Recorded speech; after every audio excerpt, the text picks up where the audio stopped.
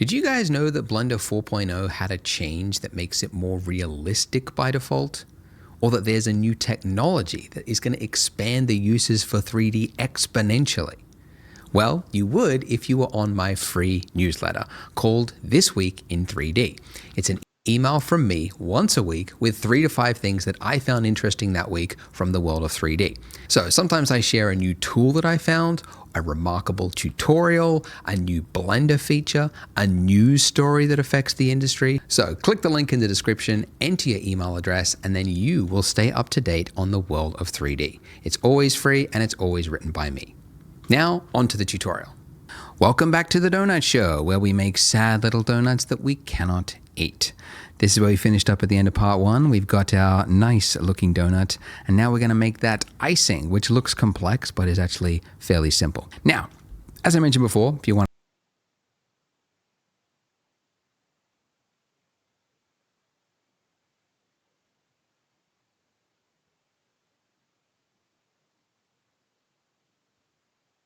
people,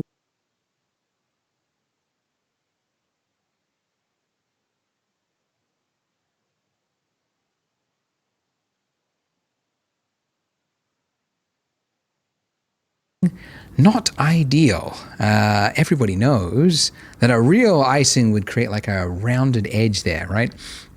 So we can fix that just by adding another subsurf modifier. Because you might remember I mentioned, like, yes, if you've got 3 vertices, it'll create like another vertex here and another vertex here, but it'll also like round it out. It'll pull this one back, so you end up with a rounded corner. So right here in your modifier stack, we're going to go add modifier, generate subdivision surface. Now,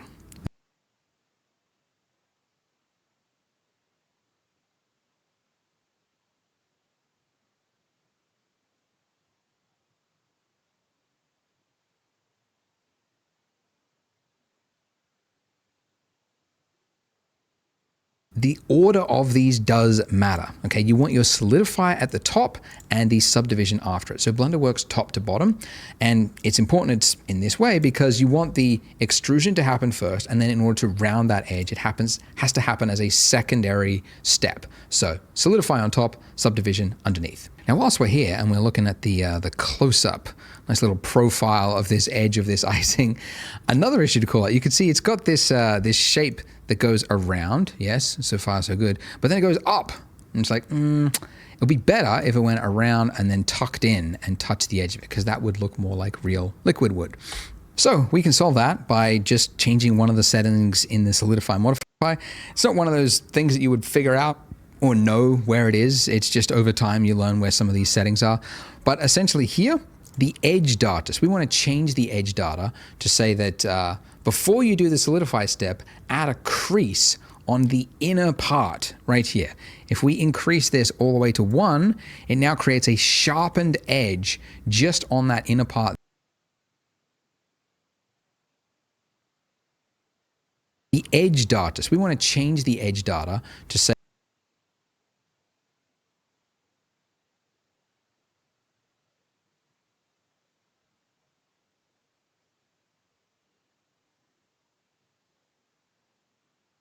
that before you do the solidify step, add a crease on the inner part right here. If we increase this all the way to 1, it now creates a sharpened edge just on that inner part there. So the rest of it is a smoothed edge, but the middle one, there's a crease, so it's making a sharp edge there. And it just gives it's just a little bit more realism. Just looks a little bit closer to what you would imagine real icing would do. Okay, now for the cool bit. All right, so if you look at reference of donuts, right, yes, you've got these little wavy bits, but where the icing is really liquidy, it'll often break off from this wave here, and it'll create a trail that goes down underneath the donut, right? It just sort of drips all the way down. Whoops, bumped the microphone. So we can do that, but not the way we were doing it before. If we just took one of these points and then like dragged it all the way down like that, there wouldn't be enough information there, right?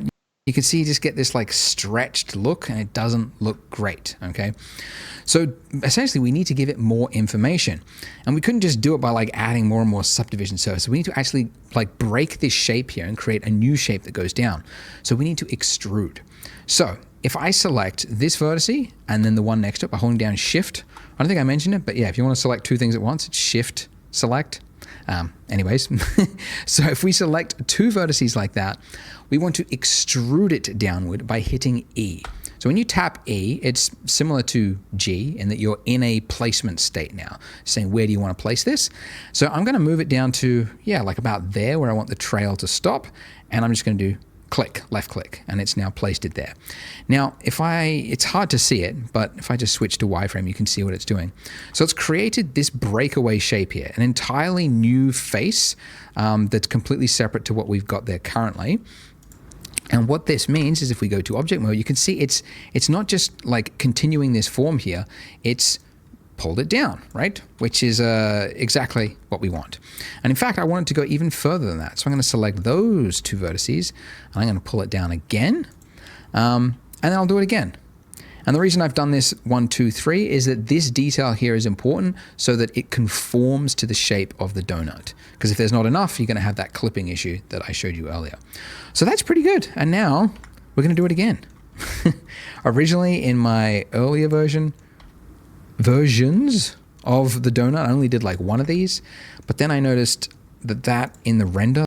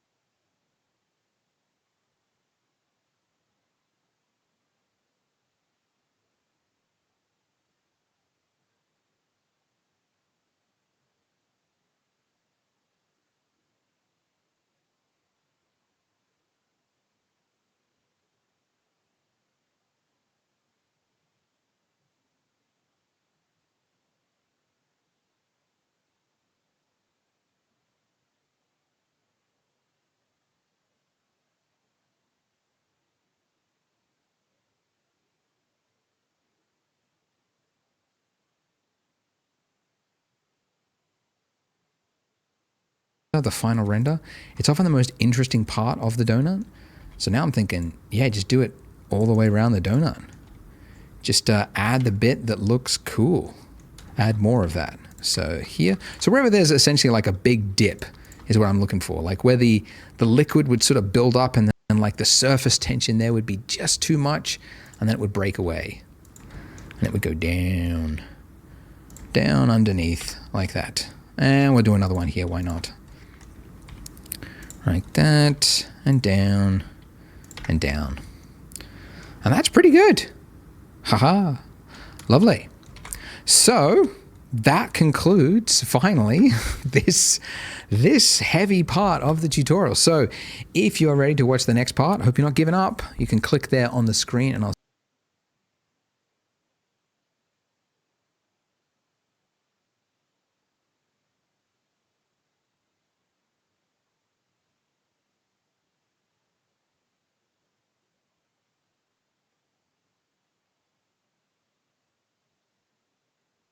congrats, you didn't give up. You made it to part 4. You clicked on the next part of the video. There's always like less viewers each video as you go down. So you're here. Well done. Thumbs up. As you can tell by the title of this video, we're going to learn about sculpting. But first, I should call out, if you have a problem with your mesh now, those problems can be amplified the further you go along. So it helps to do a technical check now to make sure you don't have any problems before we move along. So to look for it, go into edit mode. And first of all, by the way, if you can't see that middle part of your mesh, it's because you remember we temporarily hid it. So you can bring it back by hitting Alt-H, and that will bring back the rest of the mesh. And then we're looking for issues with the mesh, like right here. So this is a really common problem following this tutorial, because when you're projecting parts of the mesh, if it was like side on to the camera, it will project it that way, and then you can have like overlapping parts of the mesh. So that creates this artifact here, which will be exaggerated when we add more detail to it. So we just want to drag that back. So turn on snapping, and I'll keep proportional turned off, and then I'm just going to move this back over here just to move each of these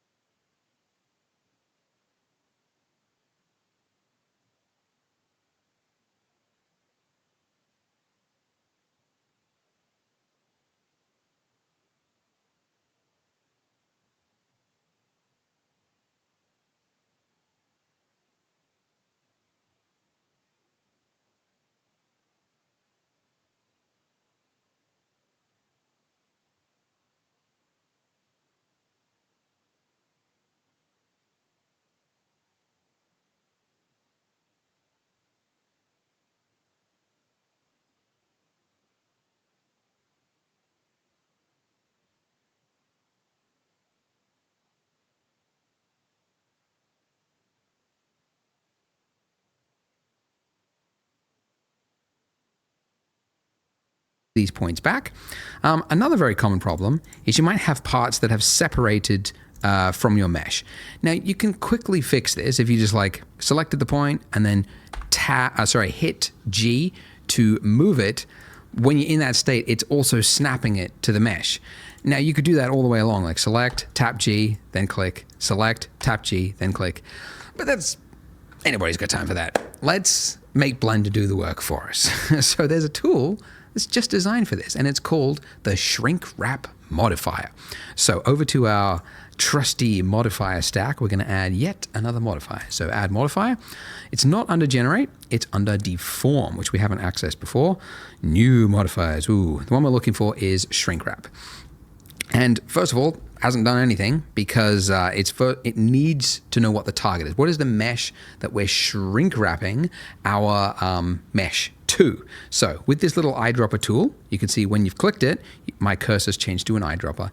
And now if I hover over objects, I got the name of it. So I want to click on the object that is the donut, and now it's snapped to the donut.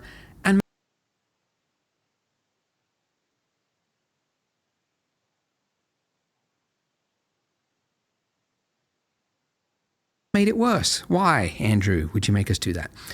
Remember, the order of your modifier stack matters. So the reason this happened is because we've done it after the solidify mod. So if it works top to bottom, we want the shrink wrap to happen before any of the extrusion happens. So now that it's there, it's correct. And this is what it looks like before, and this is after. And it's subtle, right?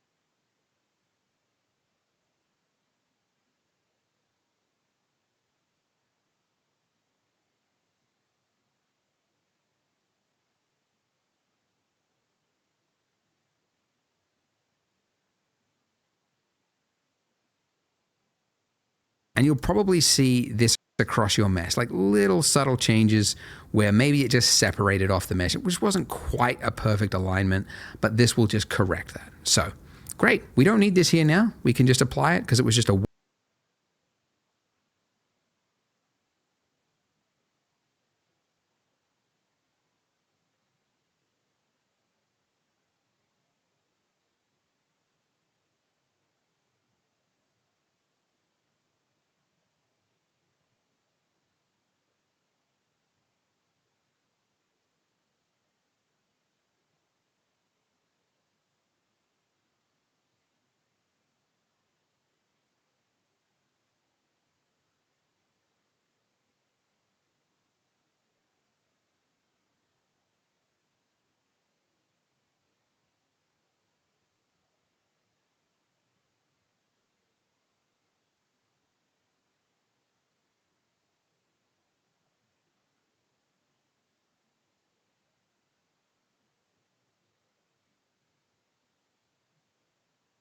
once-off operation, and now all our mesh should be perfectly flat. And assuming you haven't got any other issues going on, again, make sure you use my Discord. If you do have issues and you need someone to help, make use of the community. So use that and post your problem, and I'm sure people can help out. All right, so we want to do some sculpting. Now, why do we want to sculpt? Well, because if you look at reference photos of donuts with icing on them, you'll see that icing is obviously a liquid, and liquid does weird things. One of the weird things that it does is that it will pool in certain areas. It's not like a uniform amount all the way on it. So the most obvious being like at the end of this trail here, there would be more that would accumulate at the end there. And I think the reason for it is that because it's a viscous fluid, once it runs out of enough fluid, there's not enough to kind of push it forward, but there's enough for it to build up. So you would have like a buildup here on each of these ends, but you would also have buildups all along the edge. And you can see it in reference photos. Like here, we've got this like clear, was it like a glaze? And basically the areas there where it looks whiter, that's a thickened area. So we essentially want to replicate that across our donut. So we can't do that currently. Like if you go into edit mode, we don't have any mesh to work with because the extrusion, the thickened part is happening via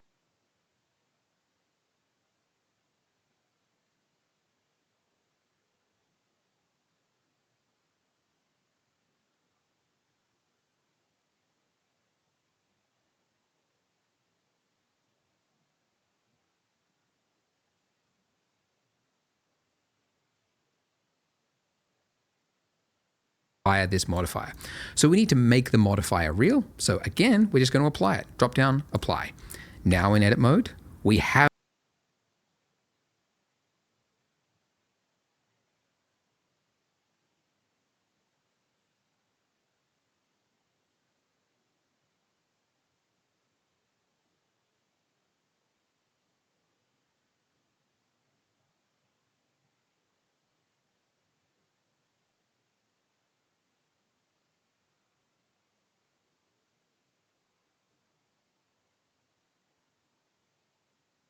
that part of the mesh to work with.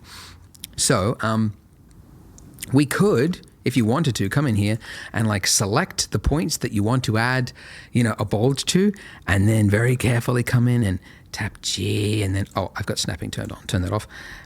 Pull this out, right? And go like that and go, yep, there's a little bulge there, but that's very tedious to first select a point, then tap a key to move it. It's very tedious. So that's really like you just need to use another tool to do the job. So edit mode is one tool, and it's good for like very precise things when you need to get precise things. But for more like organic shapes, more freehand stuff, that's where sculpting comes in. So at the top here, we've just been flipping between object and edit mode, but the one underneath it is sculpt mode. So when we go into that mode, you'll see that we have on the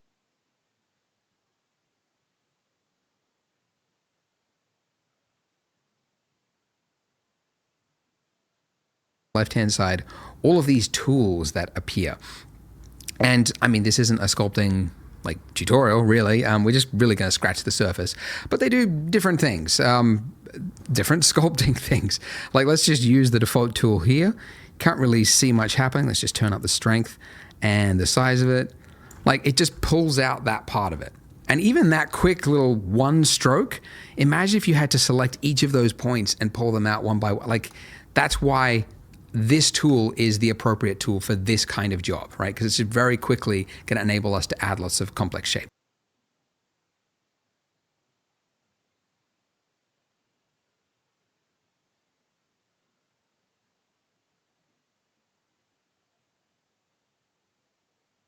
Very cool.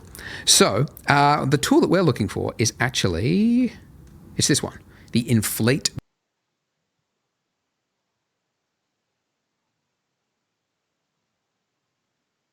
brush, which is just conveniently the I hotkey, Inflate. By the way, if you want to change the size of brushes in Blender, I mean, you've got these ones here, you've also got the strength slider here, but there is a hotkey just to change the size of the brush with F. So F to change the size of the brush, and you just pull out with your cursor.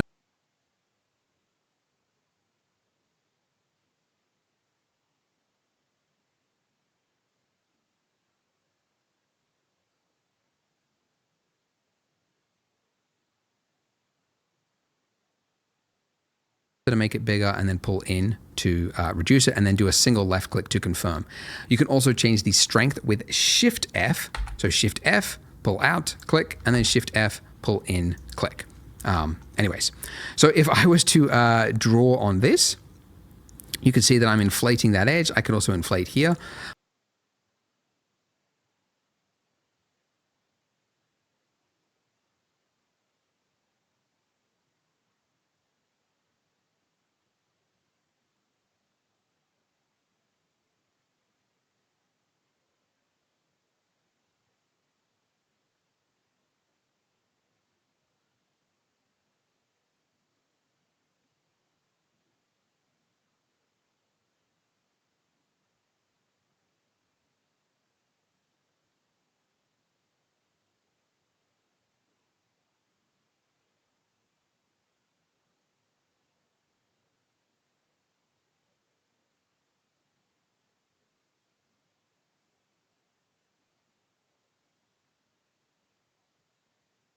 But you very quickly realize, like, look at that. Look at that. What is that, right? The eye is going to see that. As a pro tip, your eye is like, if you're going low res, don't go low res for things that are round, because your eye is very quickly going to spot low poly things. Actually, just last night I was playing Spider-Man, the Miles Morales one, and there was like this coffee cup that was on a table, and then you walk, and it looks fine, like as a background asset, but then part of it, the mission, you had to go up and read something on the table, and you had to get close to this coffee cup, and it was like 8 vertices. It just looked like almost looked like a nut on a wheel of a car, right? Just like that jagged. So, anyways, what I'm saying is this is a rounded form, so we need more information. We need more detail to sculpt on. The reason this is jagged and the reason there's not enough detail here is that just even though we have a subsurf modifier,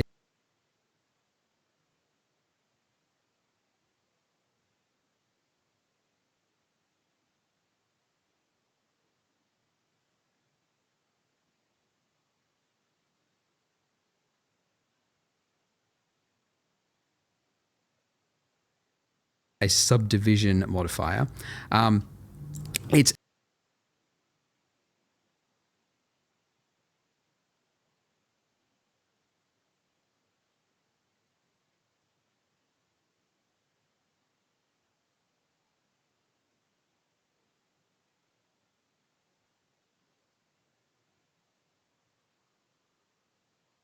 applying it after we do the sculpt mode. So when you're in sculpt mode, it's still just using your raw mesh here, and then it does this as a secondary step. So if we want to sculpt into this detail, we need to apply this. So I'm going to use more than one. I'm going to use 2 because I want to have even more detail. So importantly, by the way, if you're applying a subdivision modifier, even though you've got 2 levels here, it will always use just the viewport. So your render amount here could be whatever, but when you hit apply, it's just going to apply whatever is in the viewport. So I'm going to go 2 levels and hit apply. Now look at this. Whew.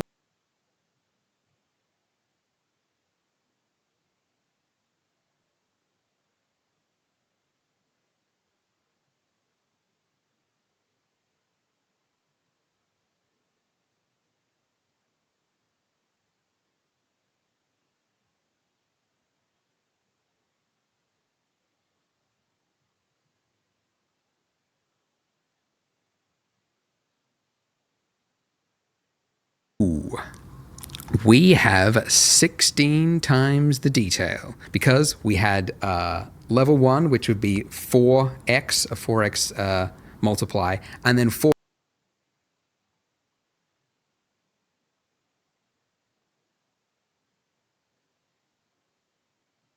of 4x, 16. So we have 16 times the vertices to play with. So now when we go into sculpt mode, look at it now. When we sculpt, look at that. So much more room to work with and much more fun. So now that I'm in that state, I'm going to just do little circles with this brush on each of these points here.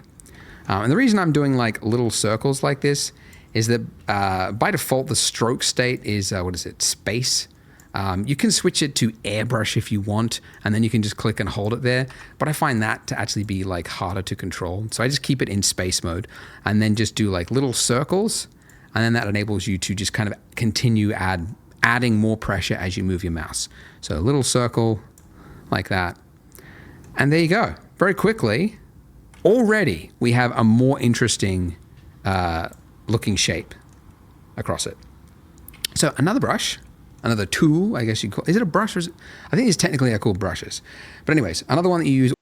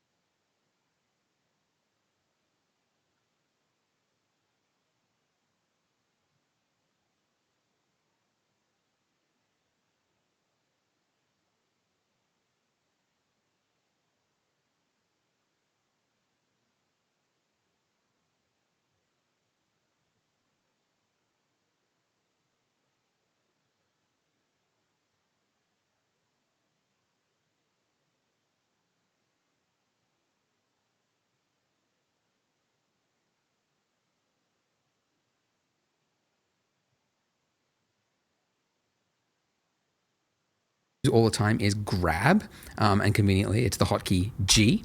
And what this does is just like pushing clay with your finger. It's like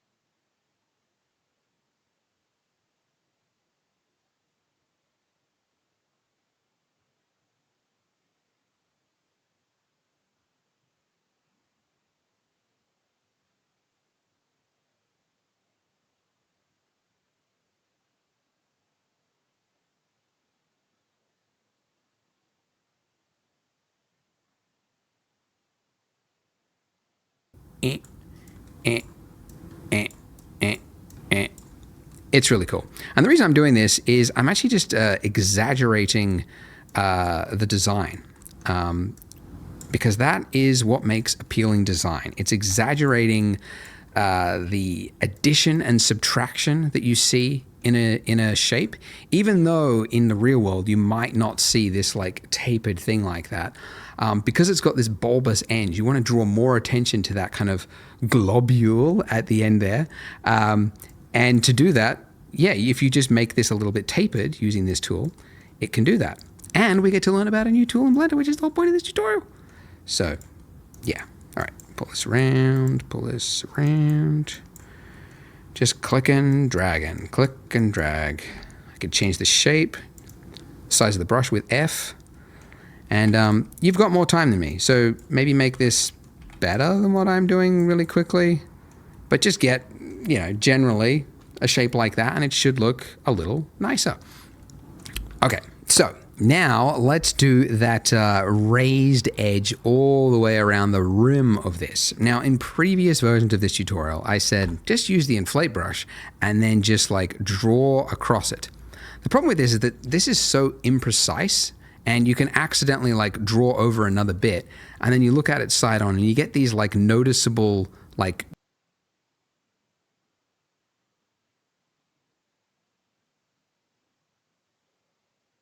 divots across the donut, and it's not very it's very hard to do because you keep like accidentally clicking off it and then on it, and you get this like jagged like dig. It's not very appealing. The point is, so let's go back. We can learn about another tool. It's another excuse to learn about another tool, and that tool is called the mask tool. So it's actually in the list here, but I never remember what it is. You just hit M for mask, and it's this one. And what this enables you to do is, if you just draw on it, you get this grade shape, right? And then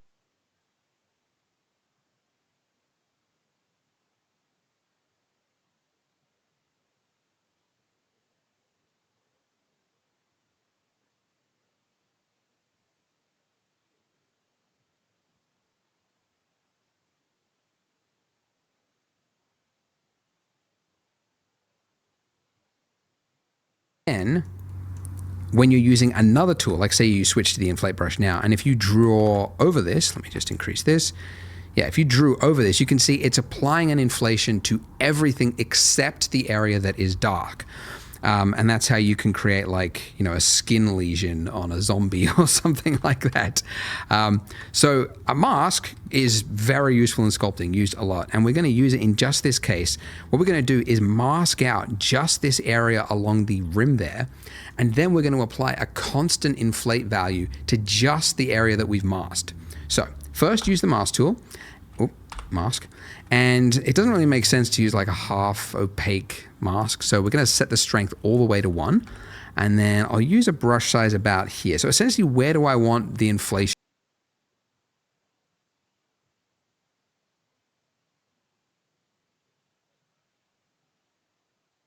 Like, do I want this much inflation on the rim? No, probably something about here. And then I'm just going to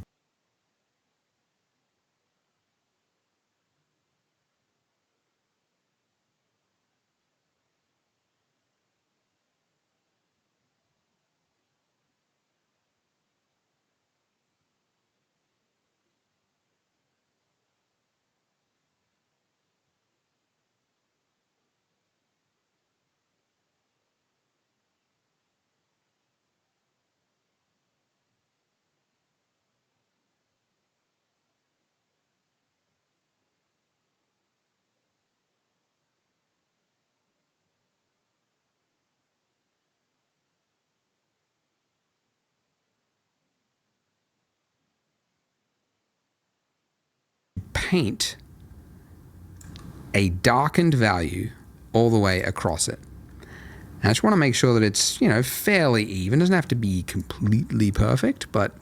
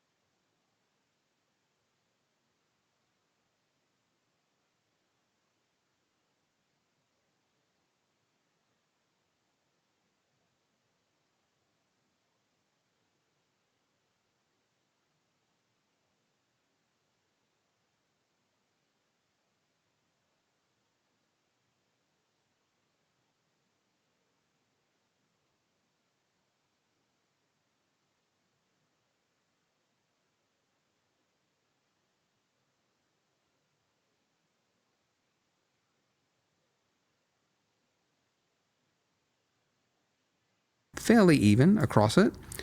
And I obviously don't want it to be in this part because that, the liquid has flowed all the way down and it's broken the trail and it's gone down there. So I don't want any raised area there. And again, I apologize if this was like tedious, but it's a way to learn Blender piece by piece.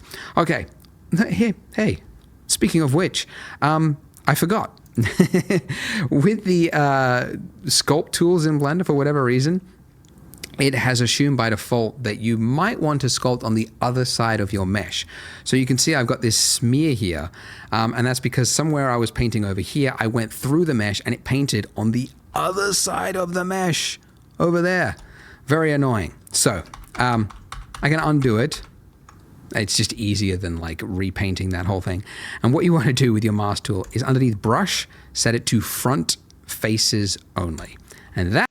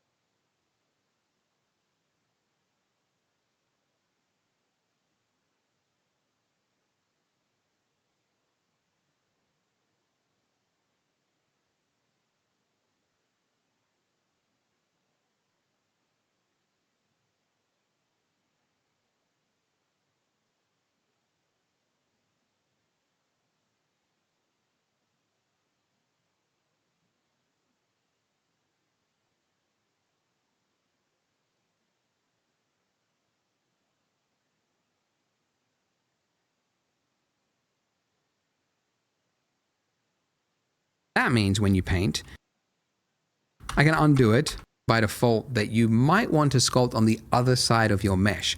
So you can see I've got this smear here, and that's because somewhere I was painting over here, I went through the mesh and it painted on the other side of the mesh over there. Very annoying. So I can undo it. It's just easier than like repainting that whole thing. And what you want to do with your mask tool is underneath brush, set it to front faces only. And that means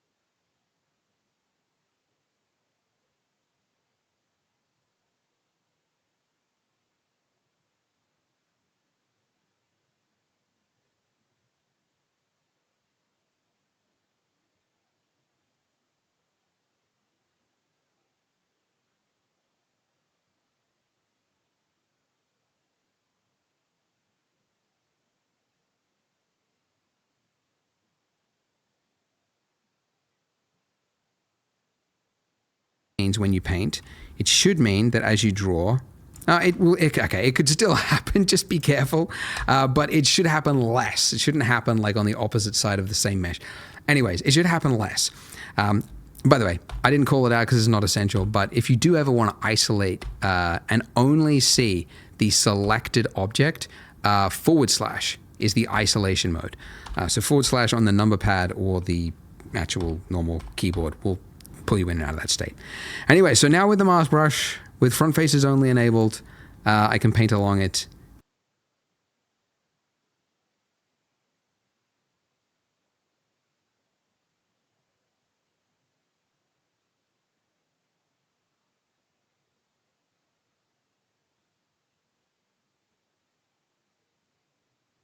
And it should happen less, essentially. All right, I don't know what to say, but this doesn't take long once you've set it up. And assuming you've got the strength of 1, by the way, you don't want to have areas with like half opaque, right? Because we want to have a constant value across it as we inflate it. And we should get a nice raised edge that goes all the way along the donut. Okay, great. Just clean it up if you got any areas that look a little untidy, a little unkempt. Yep. Awesome. All right. So, as I mentioned, the mask will actually mask out the area, so you can't paint on it. We obviously want to only paint on the area that we mask. So we want to invert it by just hitting Control-I, same hotkey as Photoshop, etc. And then, obviously, if we went to the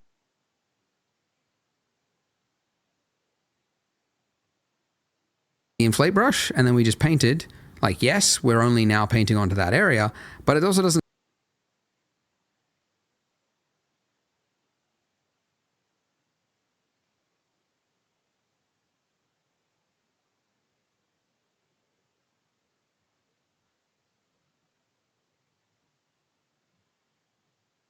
solve our problem of like different values across it. So we want to apply a uniform inflation on just these areas. So there is a tool in the Sculpt tools called, where is it? Mesh Filter.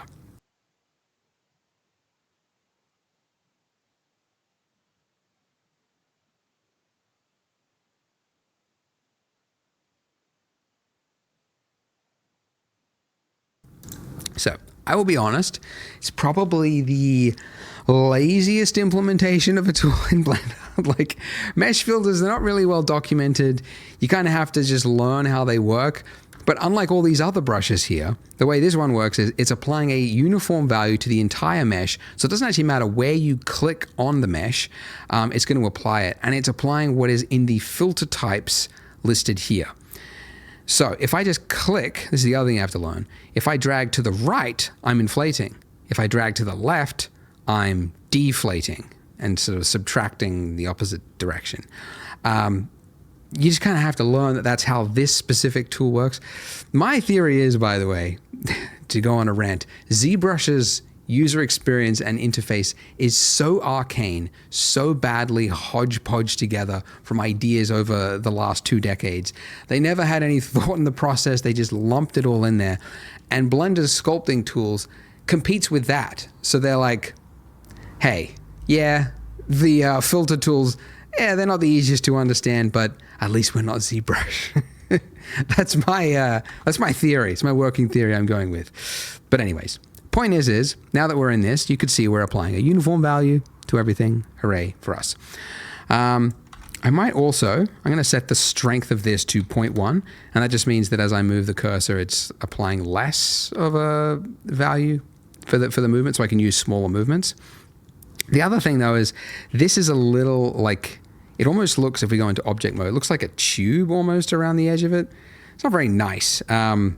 It basically, the edge that we've got here is too hard, so we can smooth out that edge by using mask, smooth mask.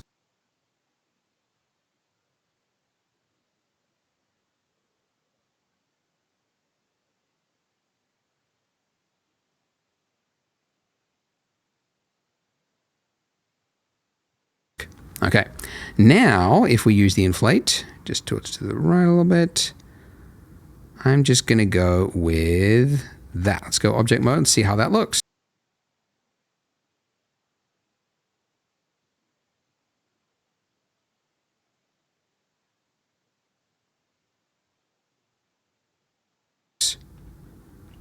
That's pretty good. I might actually go just a little bit more, just exaggerate it slightly more. There we go. Great. So yeah, that's roughly it. Now there's a little bit of artifacting there because the way the mask works is it's kind of that feathering thing. It's not very exact and it's kind of got some values in between it. So we can smooth that out in sculpt mode by first of all just clearing the mask and then using the smooth tool. By default, it's too high, so just turn it down. And I'm just going to smooth that edge, and that'll just sort of clear up some of this artifacting. It's a little too high. For whatever reason, the smooth tool, which also you can access at any point when you're in sculpt mode just by holding down shift, and it'll temporarily invoke the smooth tool, and it'll use the value that is on the smooth tool. So you'll be in this mode and then you hold down shift and it'll actually not use this value, but the value that's on the smooth tool. Again, ZBrush is the competitor, so some things are a little weird here. Anyways, so it's a little too high. Just turn it down and now I've got a nice value. And I'm just smoothing this out.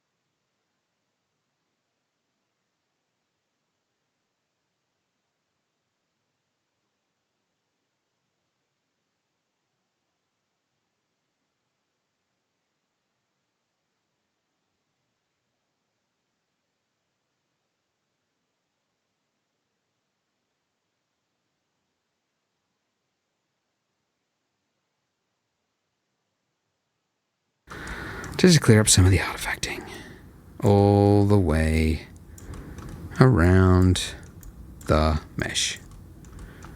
Ba-doop, boop, boop. And that's it. Lovely.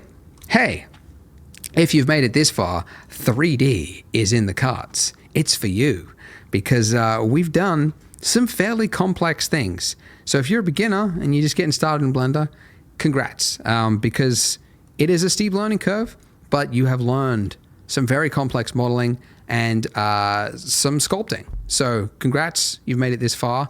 Why not continue on the series?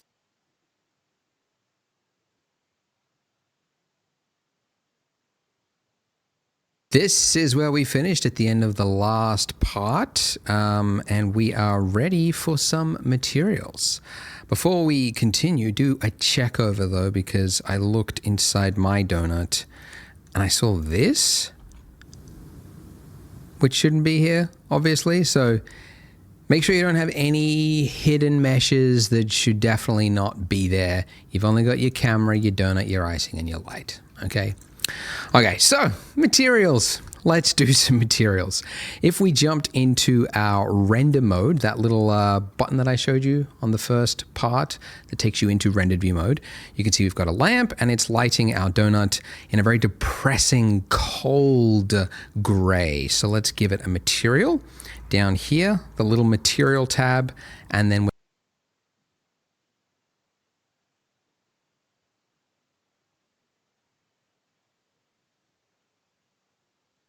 we're going to hit new. So just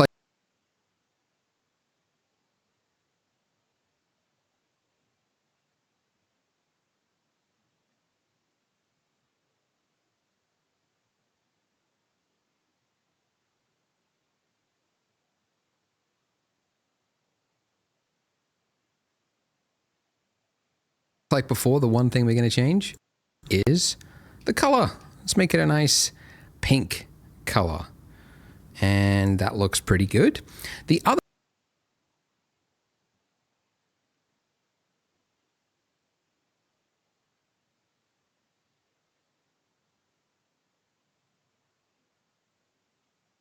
The value that you typically want to change for a lot of objects is the roughness value. So you can see the further I go all the way to the left-hand side, the more it becomes a mirror. So all the way at 0 is basically a mirror.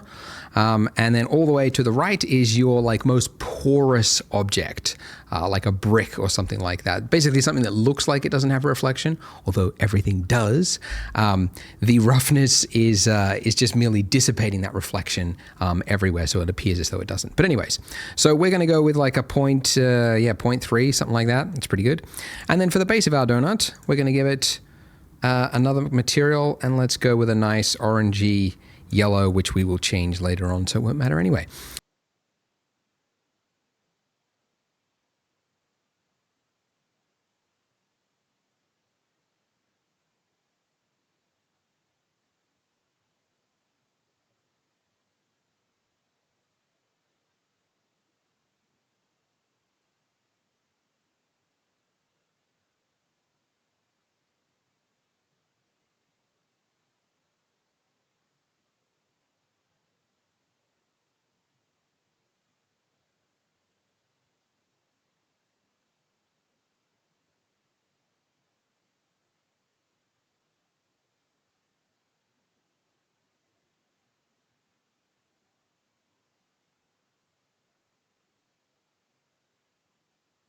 But that's good. Great. Look at us. We've got a donut.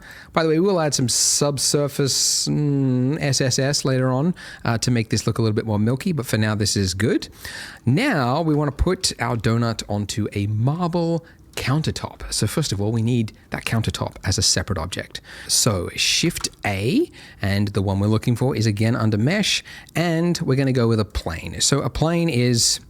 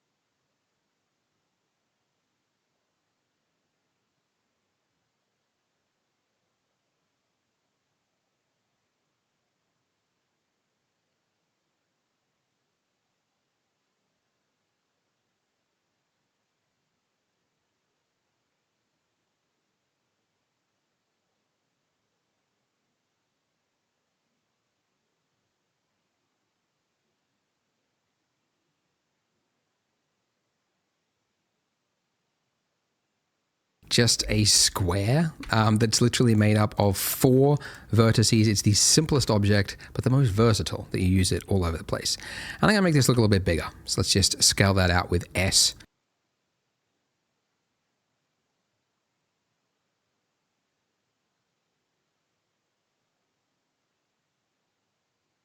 And then click. Okay, so we want to make our donut rest onto the countertop. So if I selected my donut base and moved it up, well, there's a problem, right? We need to have both of these move together. So if you want to have one object basically attached to another object while still being its own separate object, you parent it. So the way we parent it is, first of all, you select the object that you want to follow the other object, so the child, and then you select the parent. So holding down Shift, I'm going to now click on the donut base, and then to parent, it's Control P, okay? Or again, if at any time you don't know what it is, just hit F3 for search, and then we can just type in parent. Now, by the way, with parent, you get a number of options here. The one you actually want is keep transform. If you just do object, it means if you've ever moved the object like off its base or whatever like that, it'll then like clear its position. So it's actually not the one you want most of the time. So it's keep transform. Now that I've done that, if you've done it in the correct order, you should be able to select the base and then move it, and the icing should go with it. If it doesn't, it means it's probably parented the other way. So again, make sure the object you want to follow the other one is selected first, and then the parent is selected last. Okay. So now I'm going to move that up along its Z-axis. So G, and then just a middle tap and pull it up till it's resting on my counter. Haha, lovely. Now don't worry about this looking like cartoonishly bad in terms of realism. I'm going to show you a button later on, which is just going to make this look phenomenally realistic. That's going to be in some later parts. But for now, this is fine just whilst we work and piece the scene together. So for our countertop here, we need to give it a new material. And then underneath the base color, you can select not just a color by clicking the color, but the little dot next to it, that little yellow thing. Doesn't look like a button, it is. If you click that, you get this this pop-up, or pop-down in this point, which just gives you a number of options, and the one that we're looking for is image texture. So essentially, it's replacing that import from a flat color to an image texture property.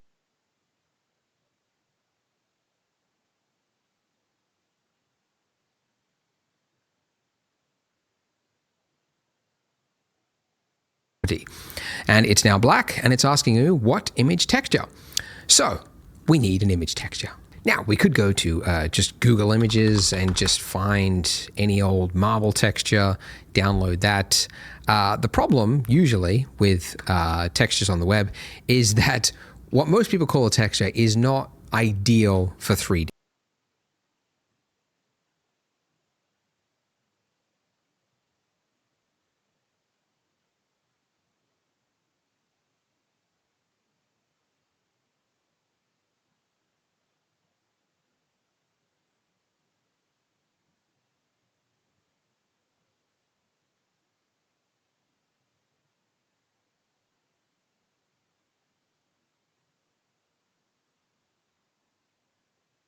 Most textures are good for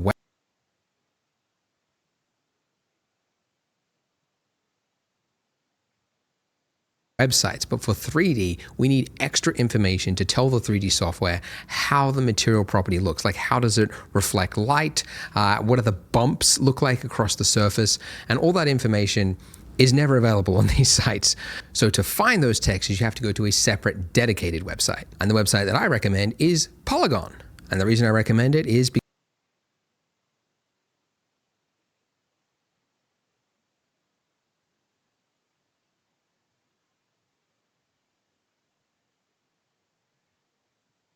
because it's mine. It's my website. That's why I recommend it. No, I started it 8 years ago because I was pretty dissatisfied with the quality of the texture websites that were available at the time. So I used my YouTube money to invest in a team and some high-tech equipment. We went out into the world and we scanned stuff to a very high quality standard. And over the years, we've grown it to include models and HDRIs as well. And obviously, a lot of this stuff is paid, but we also have a free range. And obviously, we're going to be using a free texture for this part. So this is the free texture. This is the one we're going to use. And first of all, although it is free, you do need to sign up for an account. So you can just sign up with Google.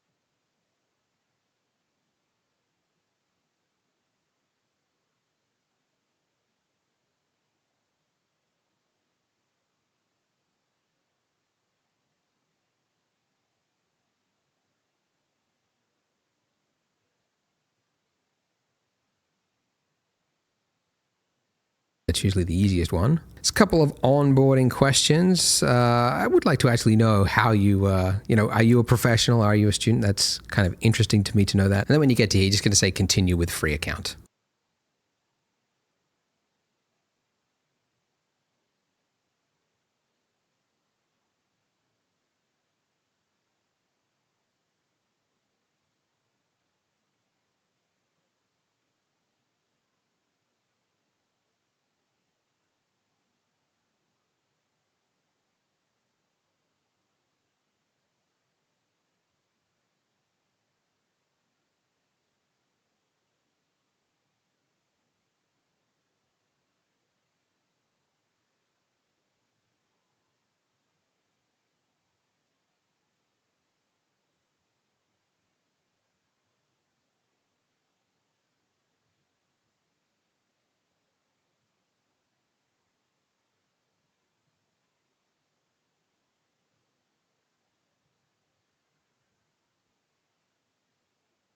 But power through that, and if you click the link in the description, again, this is the marble, and we just want to hit download.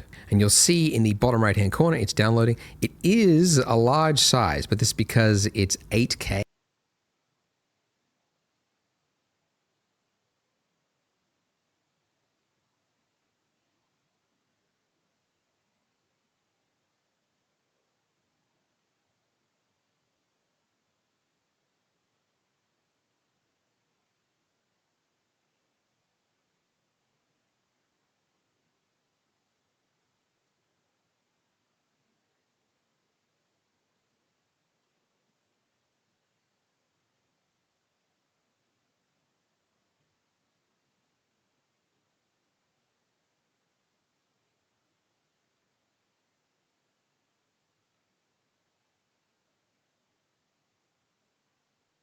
And we've got maps at like 16-bit depth to get all of that accurate information in there.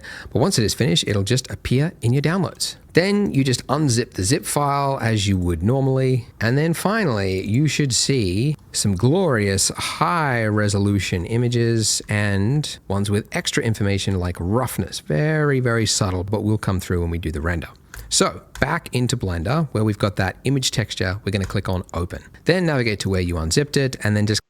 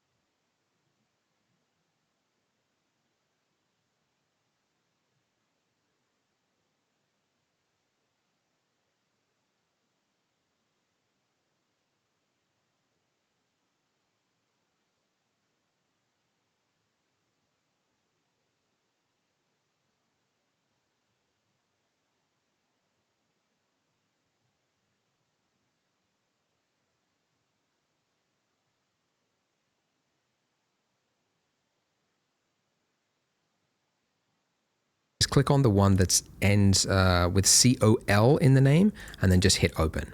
And here it is. Okay. And it looks great up close. Only problem is, of course,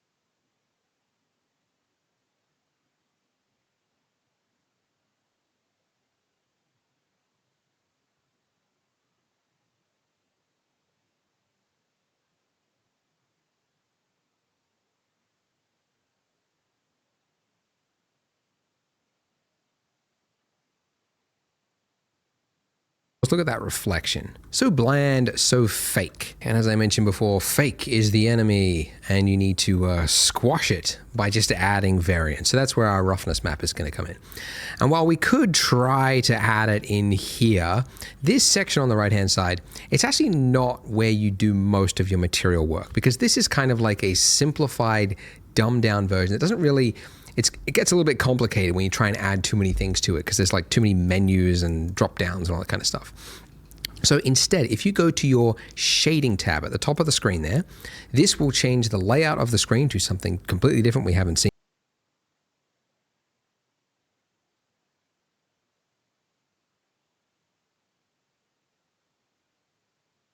before. And lots of windows, actually too many. I never actually need this one on the right hand side. So where you just mouse over where you've got the divider, and then just right click and then say join areas, and then you want to join it to the left to close it. And then I'll do the same here, because I've never needed those on the left hand side.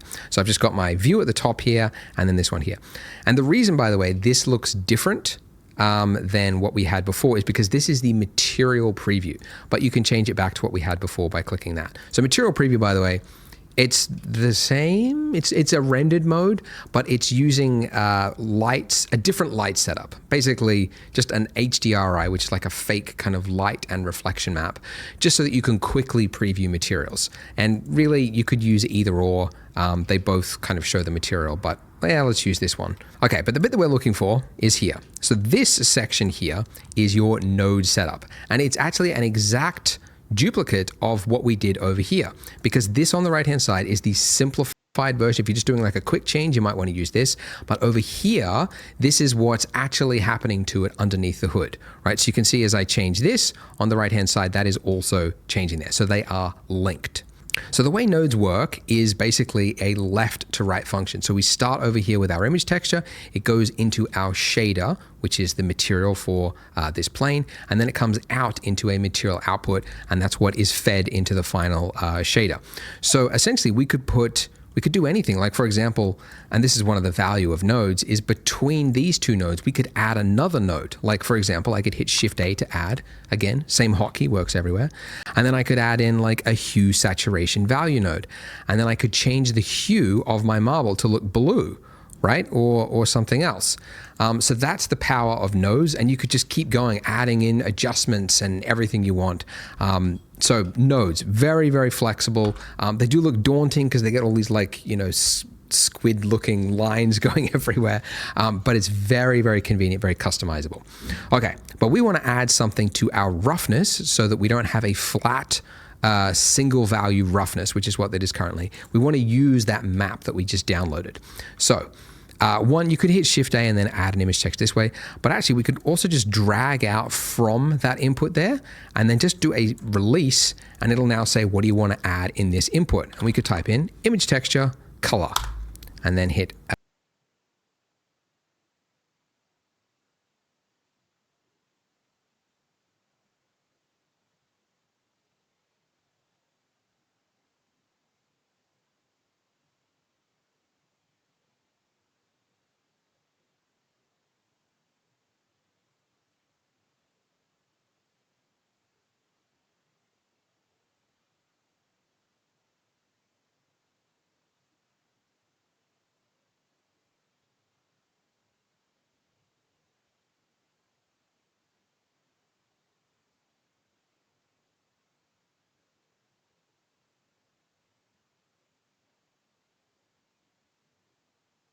enter.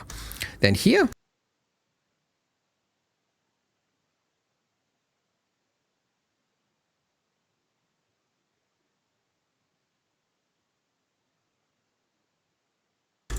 go to that same place that we unzipped it, and then we're looking for the one with roughness in the name. So roughness in the name, and then hit open.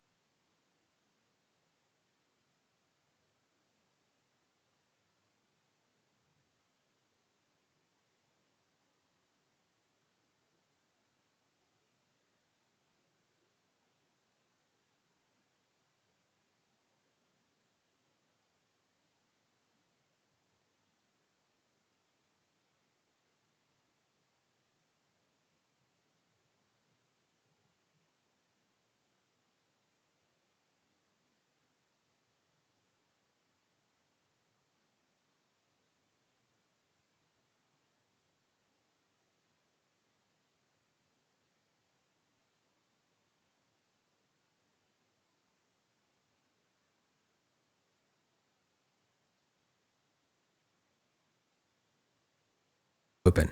Okay, so this is better, right? You can kind of see we've got some detail there, but it doesn't look quite right. Something is not going right. It's because when you add an image texture, Blender doesn't really know what type of information it is yet, and by default, it's looking at the color information, even though there isn't really color there. So instead, we need to tell Blender this is a special map, and we're just looking at the values, right? So essentially, the color space here, we need to change it from sRGB, where it's a standard photo color, to instead non-color data, or just non-color, I guess they've changed it. But now you can see that looks correct, right? So look at all that. We got scratches, we got smudges. It's infinitely more realistic than what we had previously. So beyond that though, we could also add in little tiny bumps, okay? So bumps are in a place you would not expect. There's not a bump value here. It's actually under normal. So normal, you hear that word a lot in 3D. It just basically means the face, which direction is the face pointing, right? So if this is your face of the plane, you're pointing this way, that's the normal, right? But you can change the normal information to kind of tweak it to pretend like there is detail in that, okay? Essentially, we can plug in a specialized map called a normal map. Okay, so we're going to drag out from that normal map and then release, and then image texture. That's the last use thing. That's the one we want. I'm just going to click color, then drop, and then hit open. Go to that same folder, and then this is the one, the purple one. It's the weirdest looking map. You always know you're looking at a CG texture map directory because it's the purple one, and it's got NRM in the name for normal. And hit open. And just like before, it's not going to be correct because it thinks this is a color image texture, just like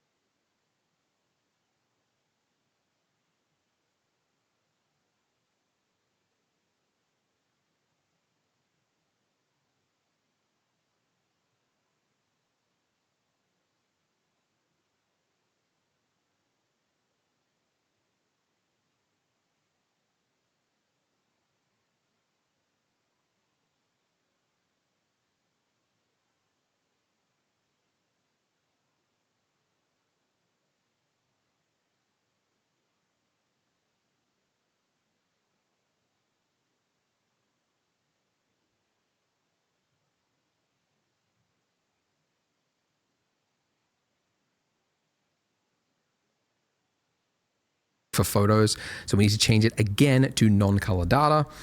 And now you would think that would fix it, but no, it looks even worse. What did we do? The problem is we need to convert this image text into something this can read. So we need to put another node in between here.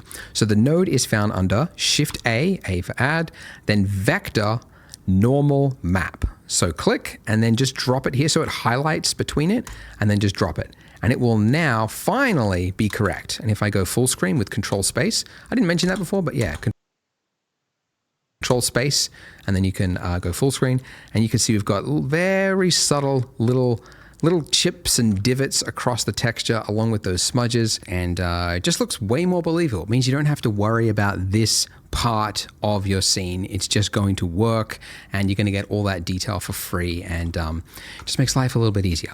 But it is a lot of work. Like, what you've just made is a PBR shader, and yeah, it's a lot of work. All those little maps and everything, and having to know which setting is which. But it is a very common thing to learn, so that's why I wanted to include it in here. If I could plug my own website again, though, I will say we did hear you, because a lot of people say that. So we actually made an add-on called the Polygon add-on, which I'll actually show you how to install later on, because that is actually important for 3D, because you use a lot of add-ons. But to plug it very quickly, it actually does all of that without you having to leave Blender. So it'll download the texture for you. There we go. See, it's downloading. It's actually faster through the add-on.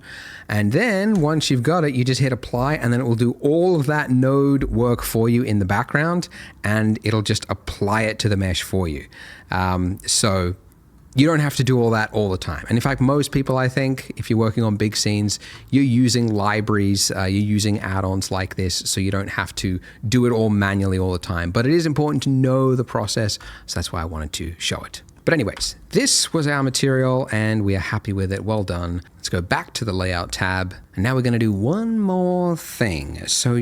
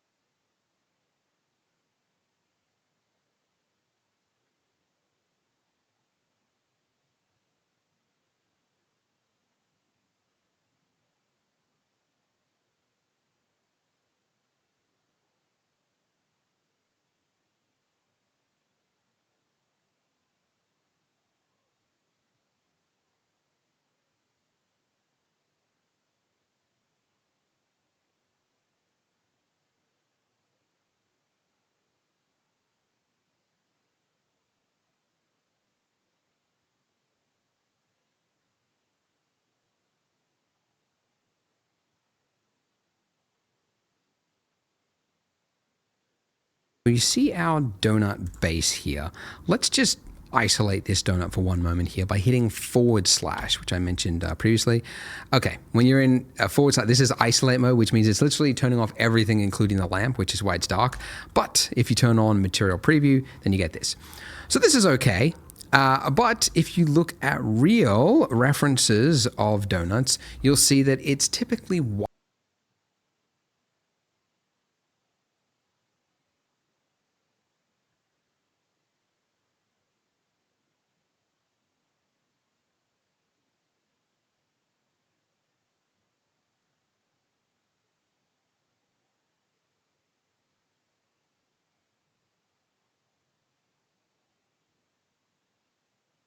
whiter around the middle. And the reason for that is, as I mentioned before, the way it cooks, right? It's only like half submerged and then it's flipped. And it means that the bits that are closest to the surface are cooked less. So there's usually like a whiter part around the rim.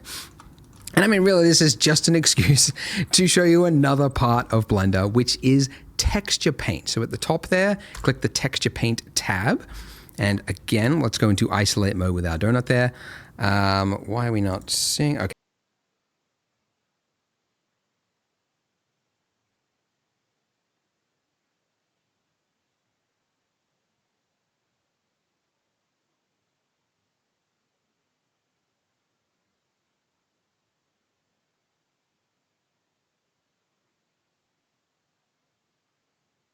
Okay, there we go.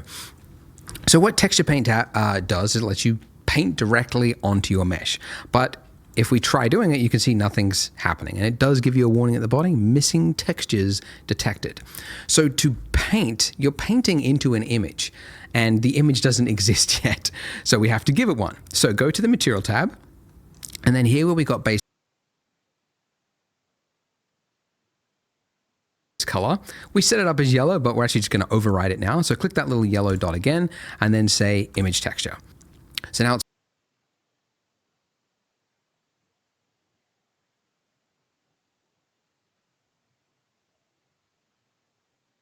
black, doesn't have an image. So, and instead of clicking open, we're going to click new. So we're going to be creating a brand new image, and let's call this donut base.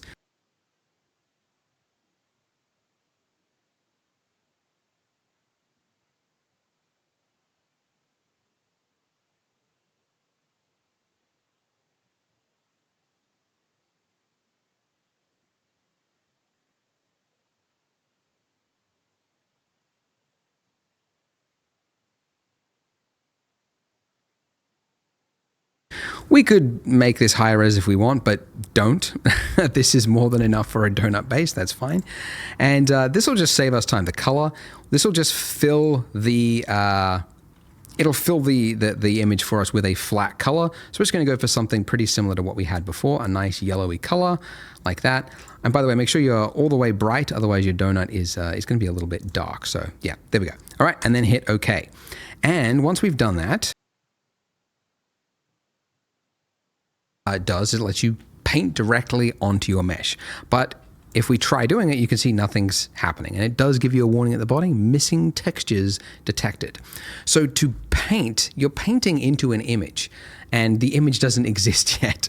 So we have to give it one. So go to the Material tab, and then here where we got base color, we set it up as yellow, but we're actually just going to override it now. So click that little yellow dot again and then say image texture. So now it's black, doesn't have an image. So, and instead of clicking open, we're going to click new. So we're going to be creating a brand new image, and let's call this donut base. We could make this higher res if we want, but don't. This is more than enough for a donut base, that's fine. And this will just save us time. The color, this will just fill the,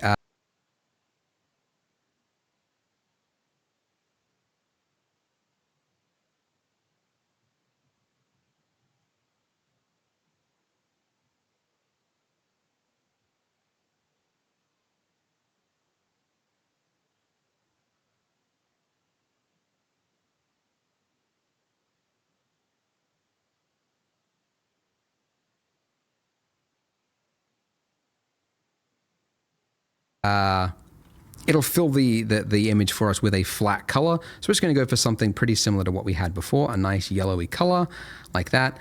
And by the way, make sure you're all the way bright, otherwise your donut is going to be a little bit dark. So yeah, there we go. All right, and then hit okay. And once we've done that, you should, I mean, it should be over there on the left-hand side, but if it doesn't pop up, you can just select it from the drop-down donut base, and there we go. So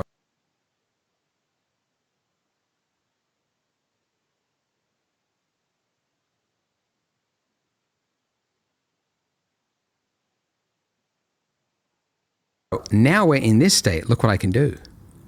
Ooh, fancy. So, I don't know why I said it like that. But we can paint directly onto our mesh. So, to understand this, because it's kind of weird, you can also paint directly over here. And you might be thinking like, well, how does it know, like, how do I know which part over here is actually going to be painted over onto the donut there? You might not care, but it's actually good to understand how it works. So basically this mesh here, it has to be unwrapped over onto this left-hand side here, because that's the only way to have a 2D texture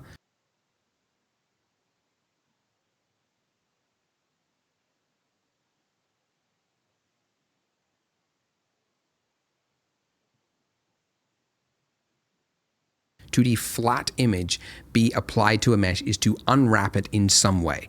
I mean, there's projection, I'm not getting into that, to unwrap it. And unwrapping is essentially like, there is a meme actually that explains it. But if you have like a chocolate, right, that is wrapped in some tinfoil, if you flatten it out, that is essentially UV unwrapping. There are little places in that wrapping where there had to be a cut, right? And then that cut was wrapped around the object. That's what UV unwrapping is. So the reason this works for us is because the cuts are actually already in place for default objects. So this torus is already perfectly UV unwrapped, so we don't have to do anything. I did want to mention it though, because it's important to understand UV unwrapping. Anyways, so we could actually paint directly on here, as I mentioned. White is a little bit too extreme though. So I'm going to click that and choose a color. First of all, I'm going to select the eyedropper and then not click over here because that's got shading information. I'm going to click on the left-hand side so we get the exact color. And then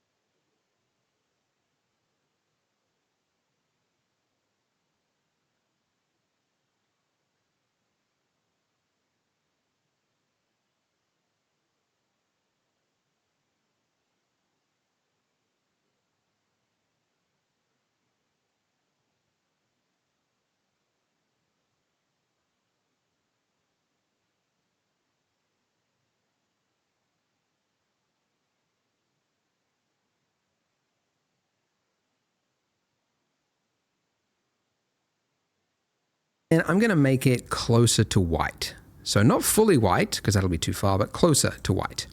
And I'm also going to change the strength of my brush. I'll make about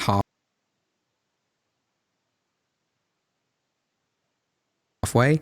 And then now I can do paints across it. And this will enable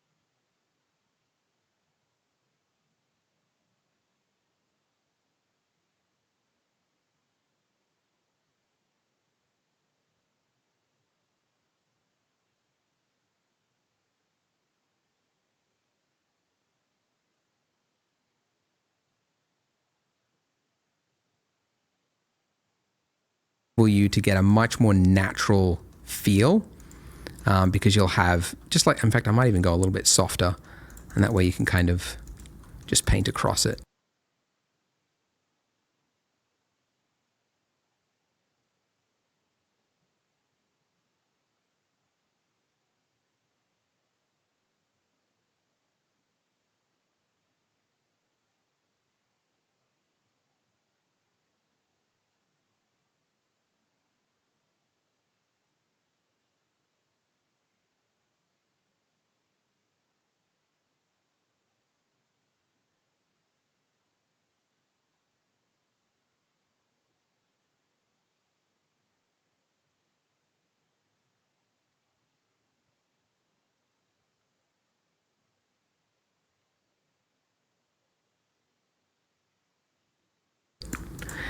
And this is very forgiving because we've got icing that's going to go over the top of it. But that's good. We don't want it to be too extreme. Let's just make it, I might go the other way, make this a little bit more saturated. Anyways, that's basically all we need to do. We just want to just dab our toes into the field of texture painting. I would say texture painting, by the way, it's one of the weaker areas of Blender. It's actually due for an update at some point in the future, but it doesn't do, like, you can't paint into like the height information or the roughness information at the same time like you can with Substance Painter, but it's got basic functionality. Now, importantly, this is an image, but it's not saved into your blend file. It still needs to be manually saved. So see at the top left-hand corner there, it's got image with a star. If you see that star, it means you've got changes that haven't been saved. So we need to go image and then save and specify where are we going to put our image. Because if we don't do this, we're going to lose it. So it has to be saved somewhere. So I'm just going to save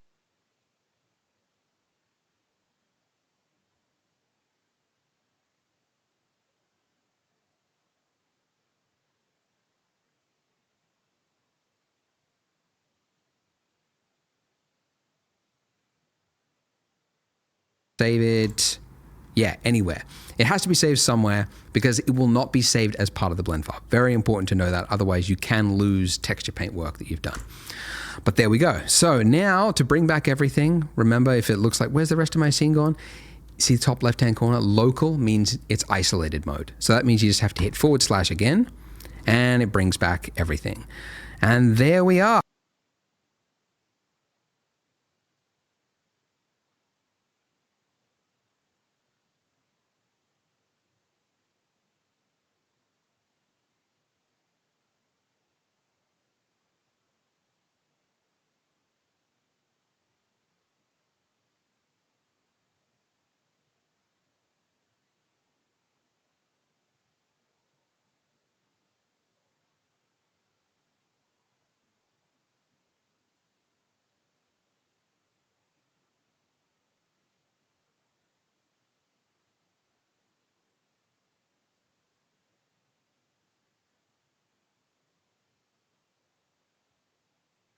So that's the extent of this part of the tutorial.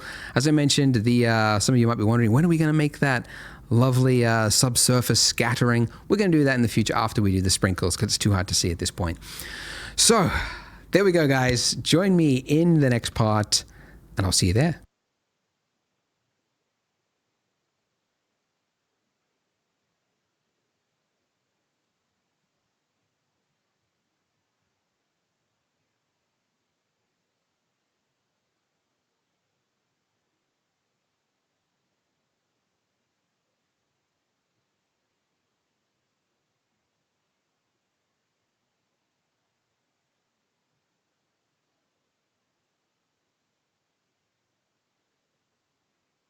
The time has finally come to decorate our delicious looking donut with some sprinkles. So the feature we need for that is called Geometry Nodes, and you can access it by going to the top of your screen. If you don't see it, just middle mouse drag across and you'll see the tab Geometry Nodes. Oh, so it's adjusted your screen layout. Don't get disorientated. Your donut is still there. This screen on the left here, it's called the spreadsheet. never needed it. Touch on wood, never will. So we can just close that, right click, join areas, and then just collapse it into it. Okay.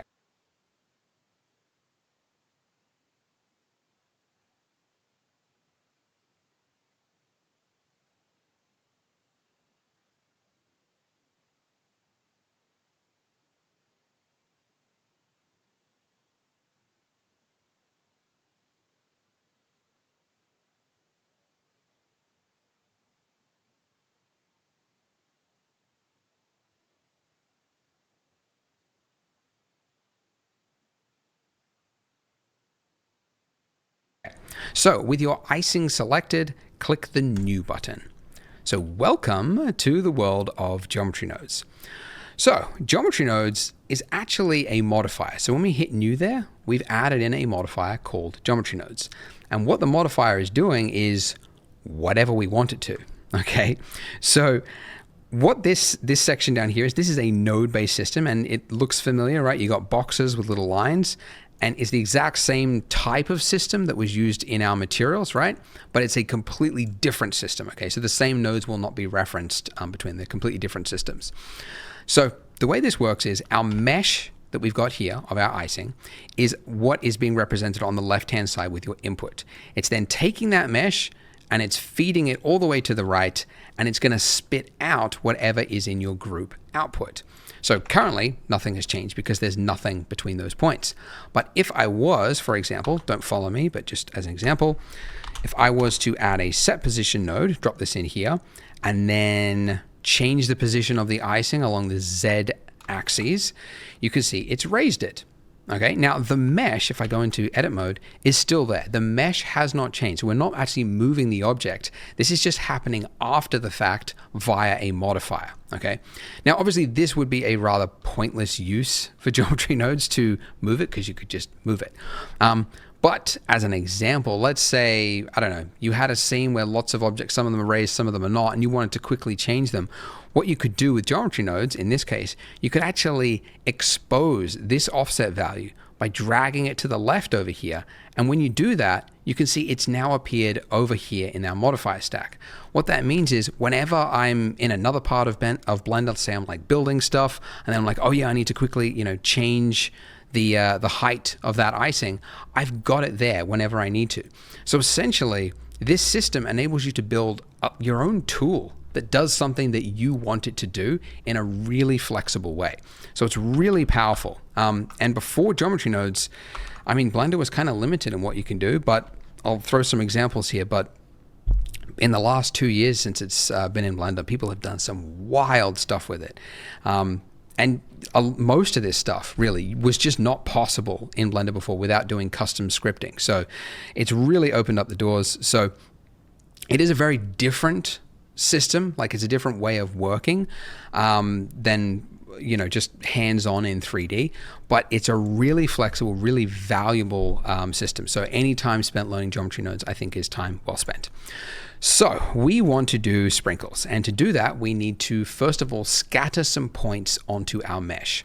So to do that, hit Shift A for add, and then we're looking for point, distribute points on faces.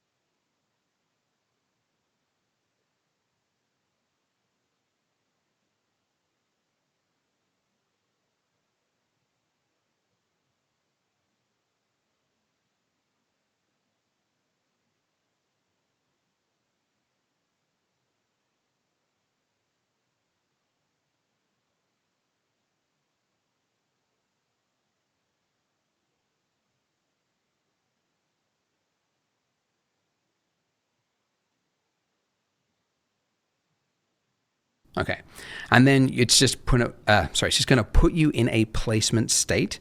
And if you just mouse over that line there till it lights up, if you click, it's going to automatically connect it for you. And now you can see we've got points on our icing, and a density value. Great.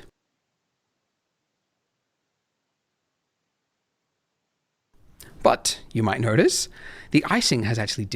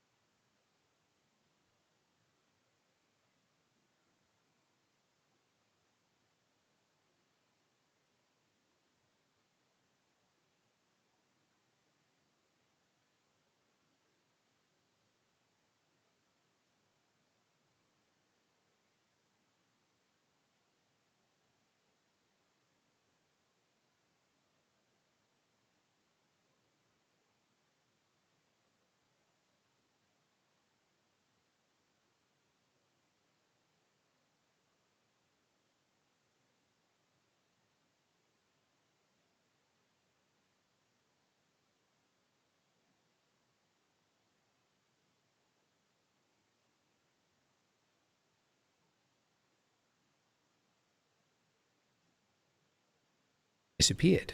Ooh.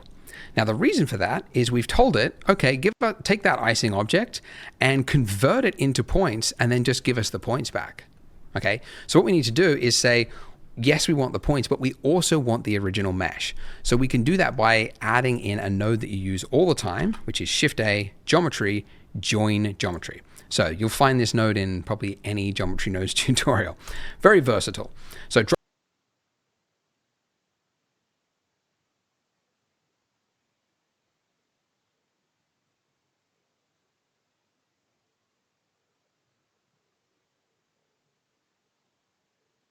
drop it in here after the points, and you'll notice this input here is a different shape. So normally inputs are circles or triangles or whatnot. This one is a long and elongated shape to signify that it can accept multiple inputs. So unlike these where you can only accept one, this can accept many. So what we need to do is take the output of our original mesh and then feed it over to here. And now we have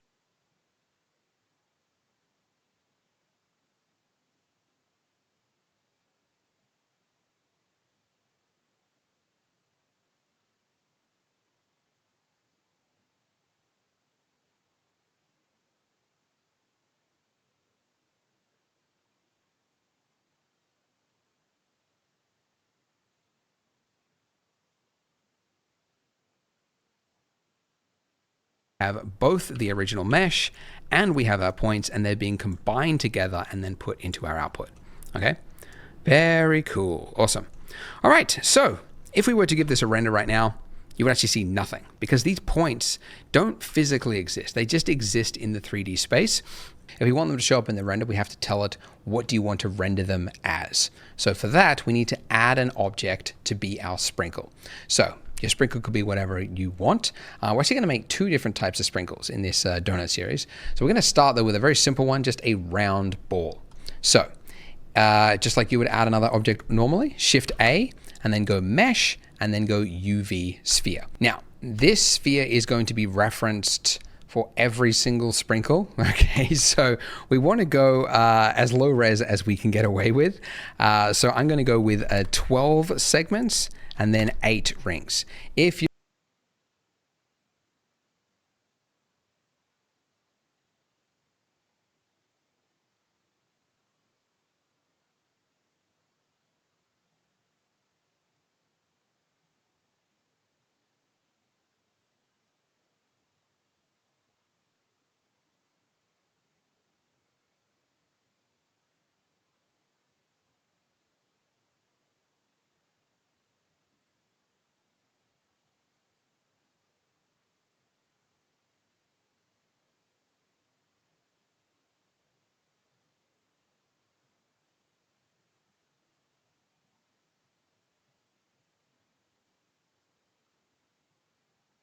you're on a really slow computer and you think this is really going to suffer later on, you could go even lower, but I don't want to go too low because otherwise we're going to see that jagged edge because it's a rounded form. So I don't want to go too much lower than that.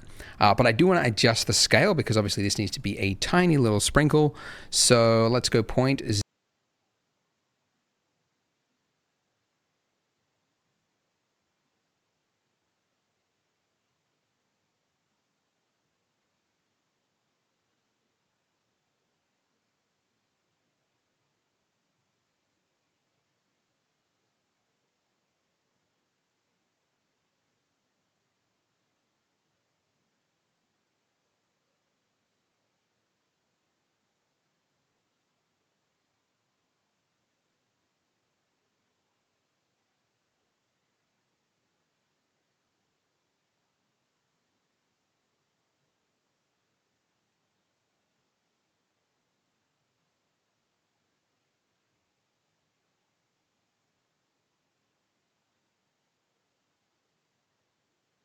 0, 1.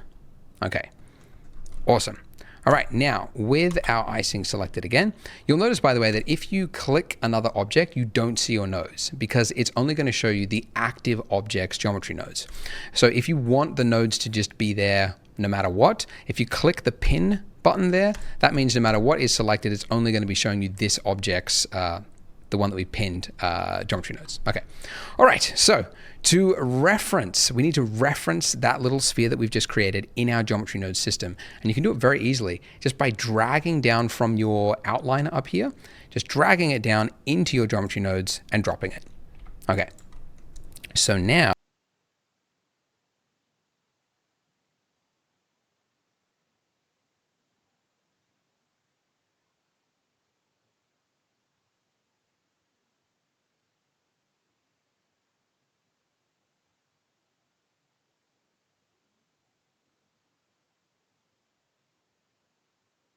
let's just create some room here. Make a little bit of space. Okay. And what I need to do is add another node to reference this object. And the node is Shift A, instances, instances on points, the top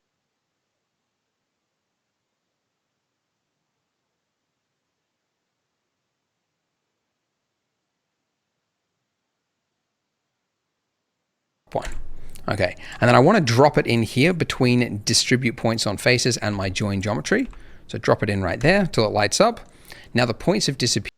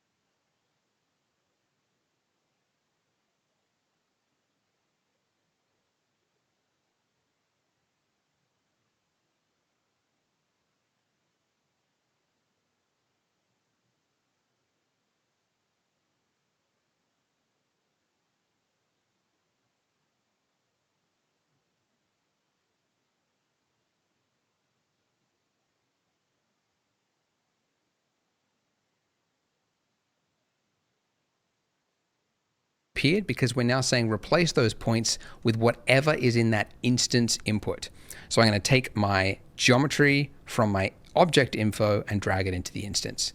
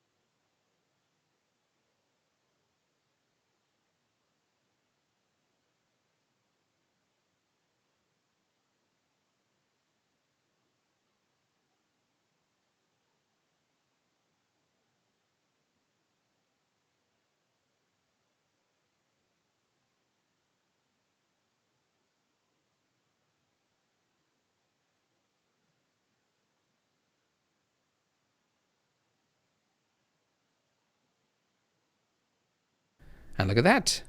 We have got our spheres appearing all over it. And if I increase the density, we've got sprinkles. And if I do a render, it will actually display. Doesn't look very good, hey, but it does work.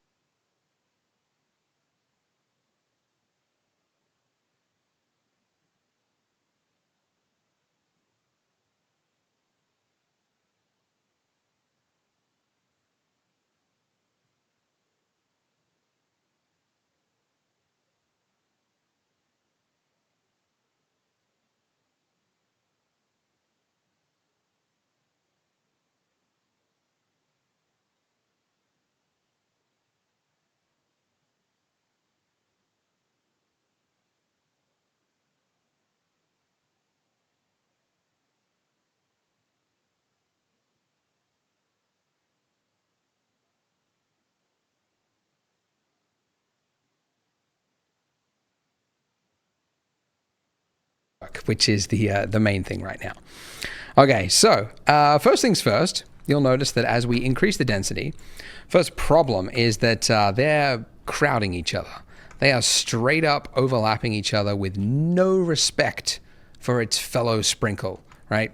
Because it's just a random distribution. So we can change that by going here in our distribute points on faces, change it from random distribution to Poisson disk distribution. Poisson, what a name. So it's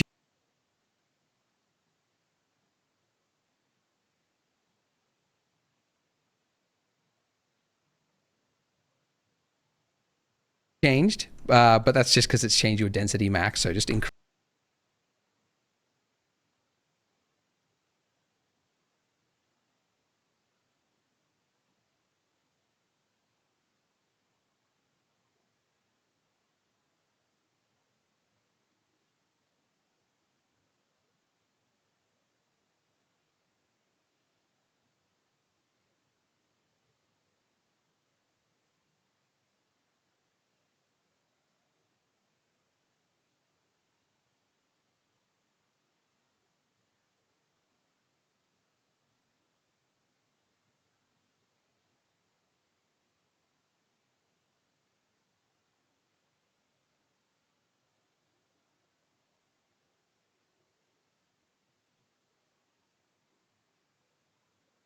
it again.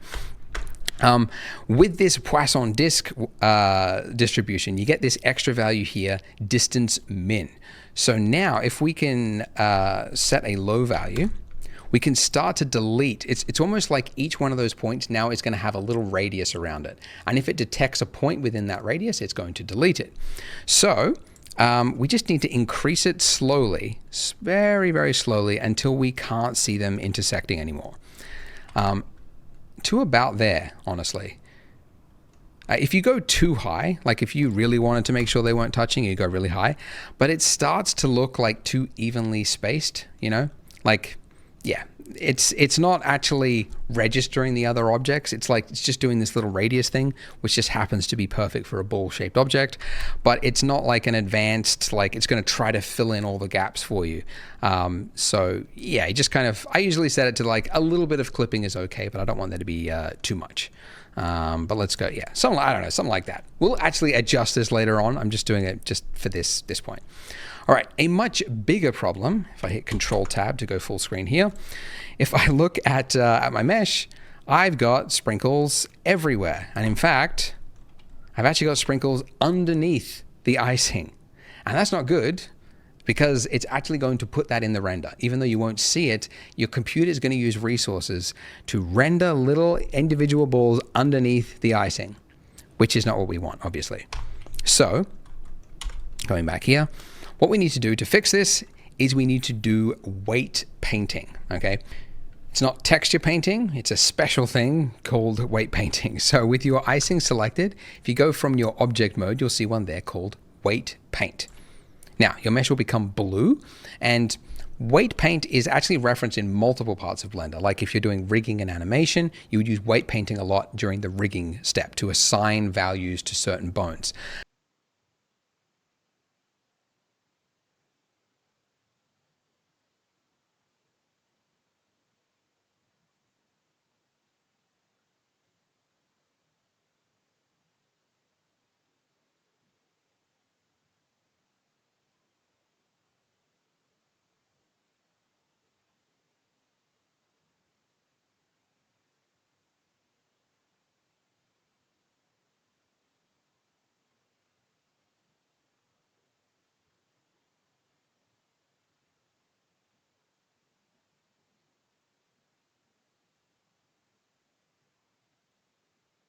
essentially what it's doing is it's allowing you to paint a value between 0 and 1 onto any part of the mesh and then reference that however you want. So we can then reference that weight paint mask in our geometry nodes and use this almost as, well, exactly as a mask for our sprinkles. So if we just do some paint right here on it, you'll see that we have some colors, right? Now these colors aren't going to appear in the render. It's just for you to visualize those values. The blue value means a value of 0, and the red value is a 0 of 1. I believe actually in maybe not the next version of Blender, but maybe the version, I don't know, but they're planning to change the colors of this. So depending on the value, on how late watching this you are, your colors might be different here, but it should be the same. Essentially, you should have a brush of 1, and you should be able to paint from 0, which would give a blue value in this case, to a value of 1. So whatever is 1, whatever is red, is where our sprinkles will go. But you'll notice that this is not having any effect. Okay, so we need to reference it. Now, that weight paint that we just did is actually, if we go to our data tab here, it's actually a vertex group. Okay, so that's where that paint went. So you could actually create multiple weight paint types just by like creating them here. But we've just created one and it's added one here for us. So we can give it a name by double clicking it, and let's call it sprinkle mask. Okay, in fact, is it a mask? It's more of a density, sprinkle density, I guess, because it's not a masking out. Anyway, all right, sprinkle density. Okay, and where I want to reference this in my geometry node stack is in the distribute points on faces. There is one value here called density factor, which we got when we used the Poisson disk thing. And this is just a value of 0 to 1. Very convenient. So if I drag out from here and then release, I can add in a new node and it'll just automatically connect it. And the node that you're looking for is called the named attribute. Don't feel bad if you're like, well, how would I know that it's called the named attribute? Because it's called vertex groups over here. You think like, okay, I'm going to type in vertex group, but it's an attribute, but it's one of many attributes, and geometry nodes can do many things. So it's just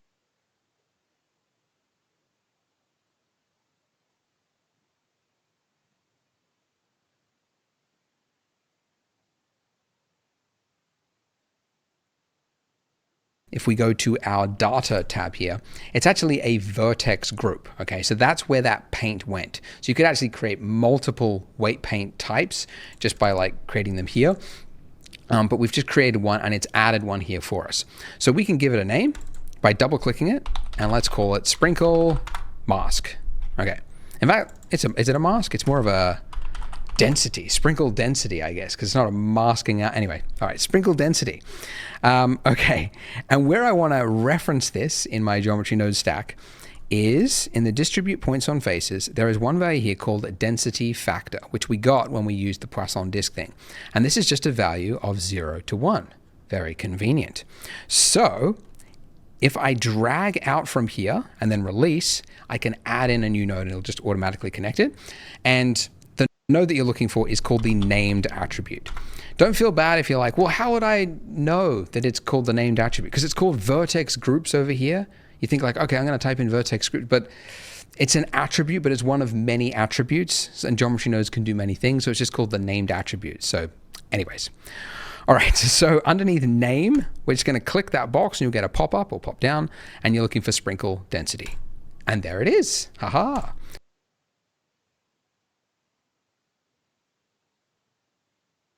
A new node and it'll just automatically connect it. And the node that you're looking for is called the named attribute. Don't feel bad if you're like,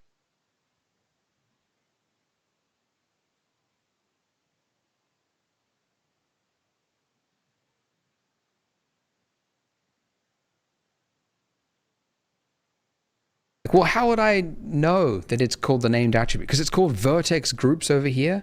You think like, okay, I'm going to type in vertex group, but it's an attribute, but it's one of many attributes, and geometry nodes can do many things. So it's just called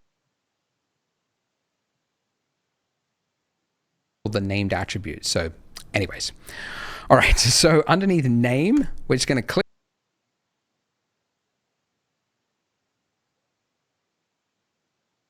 of 0 to 1. Very convenient. So can do many things. So it's just called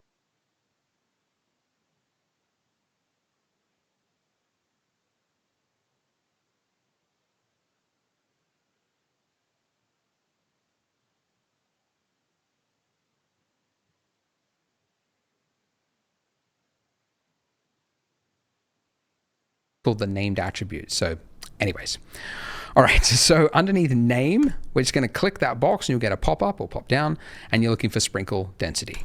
And there it is. Haha.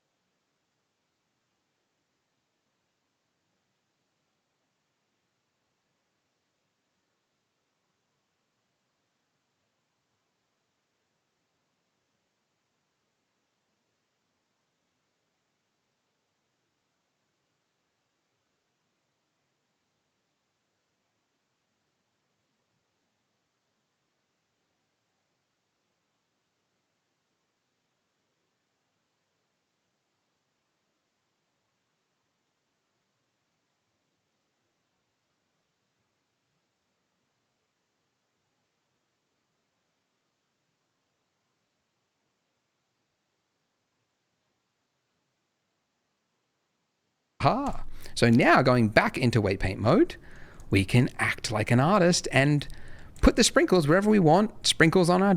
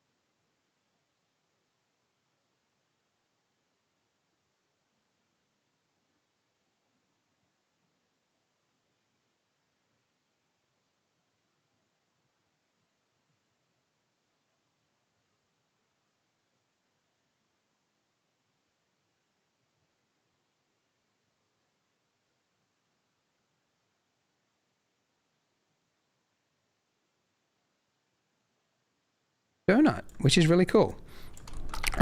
So sprinkles are typically, they're like on a plate, and then the wet donut with icing on it is just like dabbed onto it.